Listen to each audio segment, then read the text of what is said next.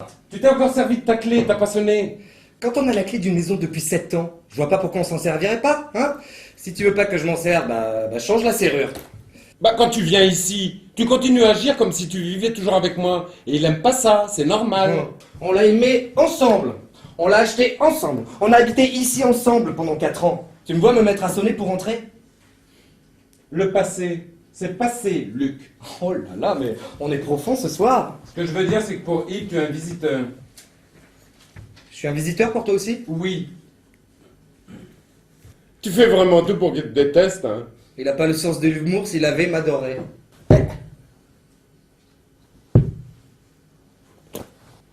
Tu corriges tes copies?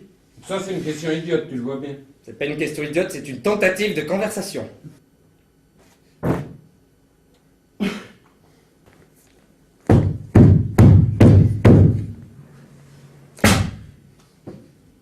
C'est vrai que ça sent toujours la même chose ici. Chaque fois que je reviens ici, enfin surtout dans le bureau, puisque la chambre à coucher m'est désormais interdite. J'ai toutes sortes d'images qui m'entrent par le nez. Je sais pas pourquoi le passé sent toujours si bon. Toi, tu reconnais mon odeur quand je viens là? T'as pas changé de parfum depuis qu'on se connaît, Luc. Bien sûr que je reconnais ton odeur. Et ça te met pas à l'envers? À quoi ça servirait d'en parler? Tu sens mon parfum là? Bien sûr. Ce qui m'étonne, c'est que mon parfum à moi te rappelle que des bons souvenirs, justement. T'en fais pas, j'ai pas dit qu'il me rappelait que des bons souvenirs. J'ai dit que le passé sentait bon, c'est pas pareil. Regarde le beau poignard, regarde la belle blessure, regarde le sang qui coule. Oh, regarde, cette fois il est bel et bien planté dans le dos jusqu'à la garde. Oh, regarde. Excuse-moi. On dit exactement les mêmes mots, Sur le même ton. au même moment. Salut, Luc. Salut. Comment ça va? Bien mal. Ton père? Ouais. Il veut te voir. C'est pour ça que je suis venu. Le médecin m'a dit qu'il avait arrêté de manger parce qu'il digérait presque plus rien. Puis quand je suis entré dans sa chambre, il s'est tout de suite commandé une soupe. Il disait qu'il avait faim. J'ai eu beau lui dire que ça servait à rien de se forcer, il s'est fâché en m'accusant de l'empêcher de se nourrir. Puis quand la soupe est arrivée, un chien. Il avait l'air d'un chien battu. Je pleure quand je suis devant lui, j'arrive pas à pleurer quand je suis tout seul. Pourtant dans ma chambre ce serait la place, je pourrais faire tout ce que je veux, personne ne saurait. Non, je me couche sur mon lit, les yeux grands ouverts et j'arrive juste à avoir peur de la mort.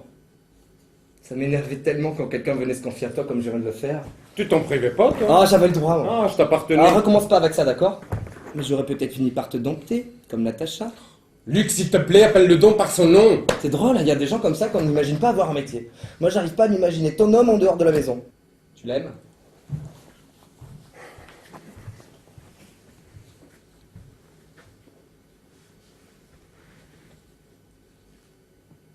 D'une certaine façon. Et lui? C'est le même. Je pense qu'il s'empêche de trop s'embarquer parce qu'il sait à quoi s'en tenir. Oh, t'as jamais eu de problème pour emballer, fais-en souffrir plusieurs, au lieu de toujours en faire souffrir un à la fois. Pourquoi tu me dis ça tout d'un coup? Ah, tu donnes l'impression d'être raisonnable et contrôlé, et moi je sais que c'est pas vrai, ça m'énerve. Je parle pas d'amour. Je parle d'orgueil. C'est pas vrai que je suis raisonnable, Luc. Je le suis devenu, par défensive. Je suis foncièrement monogame, que veux-tu? C'est pas de ma faute, je suis fait comme ça. J'aime vivre les choses avec une seule personne à la fois. T'en as déjà d'ailleurs largement profité. La seule fois où j'ai pas été raisonnable avec mes sentiments, justement, c'est avec toi. La seule fois où j'ai pas été raisonnable avec mes sentiments, justement, c'est avec toi. Et je me suis retrouvé après 7 ans sur le plancher de ce qui avait été notre chambre à coucher, à hurler de désespoir. Je suis devenu raisonnable. Ça doit être chiant parfois. Je baisais à gauche et à droite à la fin, c'est vrai, mais je te trompais pas. Oh, oh. Oh oh! J'avais essayé de t'expliquer ça, tu voulais pas comprendre. Eh ben, je comprends toujours pas. Je parlais pas comme ça avant parce que je me connaissais pas encore assez peut-être. Et que j'avais peur de m'avouer certains besoins que je pensais laids parce que tu les ressentais pas. En parlant d'influence, comment vont les écritures? Si j'ai un conseil à te donner, change donc d'influence. Ça va si mal que ça? Eh ben, j'ai passé mes vacances à guetter des cartes postales et des lettres qui se faisaient attendre, et ça me mettait dans un état épouvantable, à 38 ans. Ce n'est ni de l'amour, ni de la passion, ça, Jean-Marc. C'est que de la possession. Ah, pas de conversation avant, pas de conversation après. Hein. Que des borborigmes et des cris de gorée qu'on égorge pendant. J'arrive pas à trouver ça excitant. Même des fois, tu te souviens plus de la belle veine qu'il avait sur la queue que de sa tête. Je préfère me concentrer sur un corps que je connais par cœur, que je sais comment faire jouir. Mais pourquoi tous les types que tu rencontres veulent se foutre sous la douche 30 secondes après avoir éjaculé au moment où ça commence à sentir si bon? Dis-toi seulement que si tu te souviens plus de la veine que le type avait sur sa queue que de sa tête, c'est que sa queue était ce qu'il y avait de plus intéressant.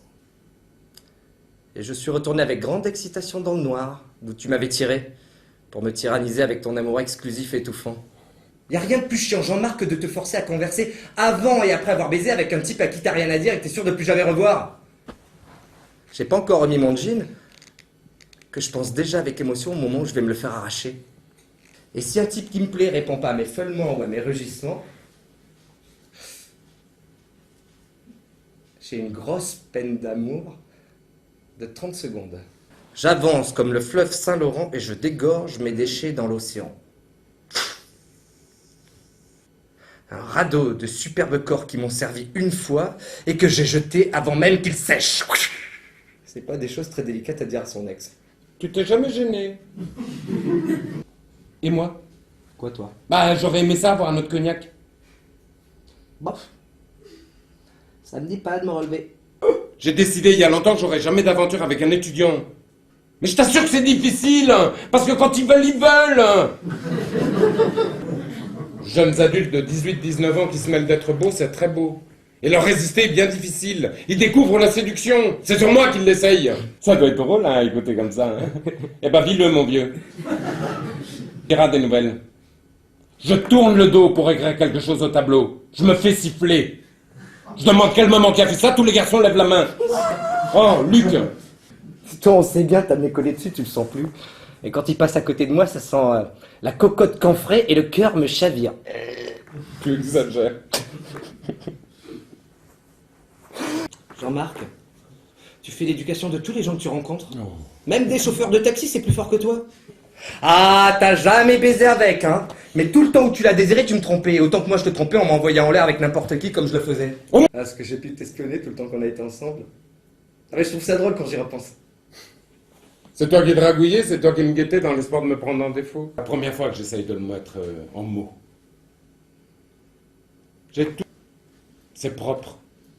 C'est bien écrit. C'est bien le moins, je suis professeur de français. C'est relativement bien construit, mais c'est irrémédiablement chiant. J'ai pas d'envergure, Luc. C'est très difficile à accepter quand tu as eu des prétentions à l'écriture. Que je te regarde jouer au théâtre ou à la télévision, je vois une parcelle de moi qui passe à travers vous. Et là, tout d'un coup, je me mets à jouer un épée qui zozote à la télévision. Un personnage sans aucune espèce de consistance. Et le public, au grand complet, tombe en amour avec moi. Jean-Marc, je suis sur le point de trouver que le public est con et je veux pas. Peut-être que tu généralises trop. Ben, c'est dur de pas généraliser quand tu passes ton temps à te faire appeler par un nom qui n'est pas le tien. C'est parce que ça me fait peur. Ça devient grave, tu sais. J'avais déjà entendu parler de ces acteurs de télévision que le public finissait par confondre avec leurs personnages. Mais jamais j'aurais pensé que ça puisse aller aussi loin. Pendant des années, j'ai fait des choses un peu partout. Des choses qui étaient bonnes, je pense, et même excellentes des fois, mais j'ai l'impression que presque personne savait que j'existais. Tu vois? J'étais aussi inconnu du grand public il y a un an que lorsque je suis sorti du conservatoire. Et là, tout d'un coup, je me mets à jouer un épée qui zozote à la télévision. Un personnage sans aucune espèce de consistance. Et le public, au grand complet, tombe en amour avec moi. Ah. Au début, j'aimais ça, me faire arrêter dans la rue, dans le métro. Mais je me suis vite rendu compte que presque personne savait mon vrai nom. Et qu'on me confondait avec mon personnage. Mon personnage est en train de l'emporter sur ma propre personnalité, je le supporte pas. Jean-Marc, je suis sur le point de trouver que le public est con et je veux pas. Peut-être que tu généralises trop. Ben, c'est dur de pas généraliser quand tu passes ton temps à te faire appeler par un nom qui est pas le tien. Je reçois des lettres et des coups de téléphone tellement pitoyables, si tu savais. des déclarations d'amour, des demandes en mariage. Il y a même des filles qui m'envoient des photos cochonnes en me donnant des rendez-vous. Il y a même un de mes anciens professeurs de diction qui m'a offert des cours pour me guérir de mon zozotement, t'imagines? Tout ça est devenu trop gros, je suis sur le point de tout lâcher. Bon. Je sais, j'exagère. Mais quand je vois ça, je me demande à quoi ça sert de courir après le succès. C'est ça le succès? Y a-t-il vraiment des gens qui aiment ça? C'est pas moi qui vais jouer Fortunio, c'est Zozoteux. Je suis pas devenu un acteur pour jouer un seul rôle et un mauvais par-dessus le marché. Je joue un personnage abrutissant dans une série abrutissante et le public adore ça. Quand on arrive à la première répétition le lundi matin, on est tellement tous confondus par les niaiseries qu'on a à dire. Alors on coupe un petit peu, on améliore. Mais même là, ce qu'on fait, c'est de la merde. Et ça marche. Tu vois ça, Jean-Marc, c'est de la médiocrité aussi. De la médiocrité collective et consentante, c'est bien pire. Je veux bien être là pour faire rire, j'accepte d'être une détente, mais je veux que ça veuille dire quelque chose. Et je veux que le public fasse une différence entre moi et ce que je joue. J'en ai assez de vous voyez, de tergiverser, de répondre par des demi-mensonges quand on m'interviewe, hein? J'en ai assez de parler à ces journalistes qui savent très bien que je suis gay et qui insistent pour que je leur parle de mes petites copines. J'en ai assez aussi que les... J'ai mis beaucoup de temps à m'en remettre. Et même des fois, ça fait encore mal. Je parle pas d'amour. Je parle d'orgueil. Les peines d'orgueil durent bien plus longtemps. Quand tu t'es traîné une fois dans ta vie au pied de quelqu'un, tu t'arranges pour que ça se reproduise pas de sitôt. Tu te barricades, tu deviens moins disponible, plus raisonnable. C'est pas vrai que je suis raisonnable, Luc. Je le suis devenu, par défensive. Je suis foncièrement monogame, que veux-tu? C'est pas de ma faute, je suis fait comme ça. J'aime vivre les choses avec une seule personne à la fois. T'en as déjà d'ailleurs largement profité. La seule fois où